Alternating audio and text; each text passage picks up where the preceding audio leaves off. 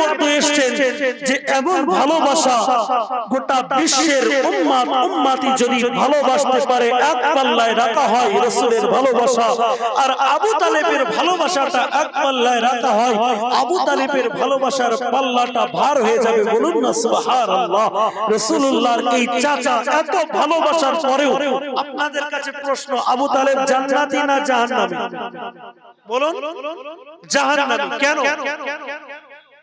তিনি এত ভালোবেসেছেন, তার ভালোবাসার পাল্লা ভার হয়ে যাবে অটোমেটিকের জন্য। এরপরেও আবু তালেব কেন জাহান্নামী? অপরদিকে হযরত সিদ্দিক আকবর, আবু বকর সিদ্দিক রাদিয়াল্লাহু তাআলা, ওমর ইবনে খাত্তাব, হযরত উসমান গনি, হযরত আলী মুর্তজা রাদিয়াল্লাহু আনহুম আজমাইন, তারা তো আল্লাহর জান্নাত পেয়ে গেলেন রাসূলের ভালোবাসার মাধ্যমে। এবারে বলো, আবু তালেব ভালোবেসেছিলেন মুহাম্মদ সাল্লাল্লাহু আলাইহি ওয়াসাল্লাম, আর এই চার খলিফা সাহাবা আজমাইন তারাও ভালোবেসেছেন রাসূলুল্লাহকে। একদল জান্নাতি, একজন জাহান্নামী। কেন? আবু লাহাব রাসূলের চাচা যখন রাসূলুল্লাহর আগমনের কথা শুনলেন, তিনি তার দাসীকে আঙুলের ইশারায় আযাদ করে দিয়েছিলেন। তবে আবু লাহাব রাসূলকে ভালোবাসতেন, তিনি কেন জাহান্নামী? কেন আল্লাহ কোরআনের আয়াত ঘোষণা করে বলেন তাব্বাত ইয়াদা আবি লাহাবি ওয়া তাব? কেন জাহান্নামী ঘোষণা করলেন? মনে রাখা দরকার, আবু তালেব আবুল আহাবের মধ্যে ভালোবাসা ছিল, কিন্তু রাসূলের আদর্শ মেনে ভালোবাসেনি। কিন্তু এই সমস্ত সাহাবায়ে কেরাম তারা রাসূলকে ভালোবেসেছেন, রাসূলের আদর্শকে ফলো করে, এই জন্যই তারা জান্নাতি। এই জন্যই রাসূল বললেন, মান হাব্বা সুন্নতি, যে আমার সুন্নাতকে ভালোবাসে, ফাকাদ আহাব্বানি, সে যেন আমাকে ভালোবাসে। আল্লাহ রাসূল সাল্লাল্লাহু আলাইহি ওয়াসাল্লামের কাছে সাহাবায়ে কেরাম প্রশ্ন করেছে, ইয়া রাসূলুল্লাহ, ইয়া হাবিবাল্লাহ, হুজুর হযরত আদম আলাইহিস সালাতু ওয়াস সালাম নবী যুগে আল্লাহ পাক তাকে পাঠিয়েছিলেন।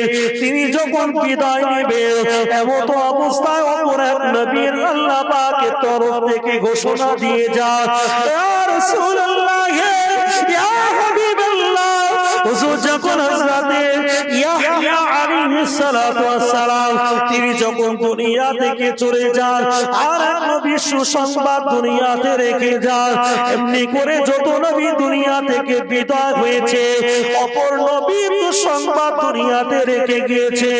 না না না না না, আপনি তো নিজে ঘোষণা দিলেন, আনা খাতামান নবিয়্যিন, আমি নবী হলাম আখিরি জামানার নবী, লা নবিয়্যা বাদি, আমি নবী, আমার পরে আর কোন নবী আসবে না।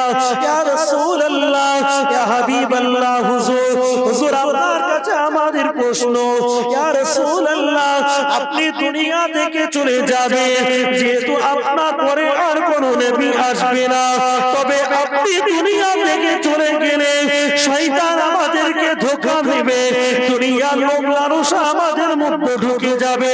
ইয়া রাসূলুল্লাহ, ইয়া হাবিবাল্লাহ, হুজুর, এমন অবস্থা আমরা পথভ্রষ্ট হয়ে যাব, যার ফলে আমরা জাহান্নামী হয়ে যাব। তবে আমাদের বাঁচার উপায়টা আপনি বলে যান। ও আল্লাহর হাবিব, একজন নবী চলে গেলেন, আর এক নবীর সংবাদ দিয়ে গেলেন। নবী বিদায় হচ্ছেন, অপর নবীর সংবাদ দিয়ে যাচ্ছেন। কিন্তু তো আপনি তো বললেন, আনা খাতামান নবিয়্যিন, আমি নবী, শেষ নবী, লা নবিয়্যা বাদি, আমার পরে আর কোন নবী আসবে না। ওগো আল্লাহর হাবিব, আপনার পরে যদি না কোন নবী আসে, আমরা তো পথভ্রষ্ট হয়ে যাব, নবী পাবো না, আমাদের কে হেদায়েতের পথে চালাবে? আমরা কেমন করে দ্বীন ইসলামকে চিনবো? ওগো আল্লাহর হাবিব, আমরা তো এর কারণে জাহান্নামী হয়ে যাব। আপনি এর একটি উপায় আমাদেরকে বলেছেন। আল্লাহ নবী দো জাহানে বাদশাহ হাবিবুল্লাহ নবী জনাবে মুহাম্মদুর রাসূলুল্লাহ সাল্লাল্লাহু আলাইহি ওয়াসাল্লাম ওই সময় সাহাবা হুজুরদেরকে লক্ষ্য করে বলে, ও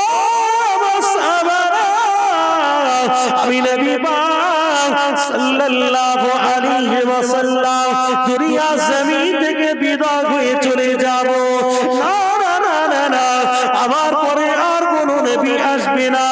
ও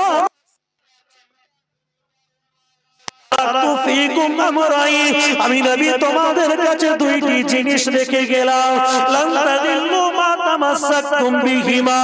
তোমরা যদি ওই দুটি জিনিসকে তোমাদের জীবনের সঙ্গে আঁকড়ে ধরে রাখতে পারো, আমি রাসূলুল্লাহ বলে গেলাম, কখনোই তোমরা পথভ্রষ্ট হয়ে যাবে না।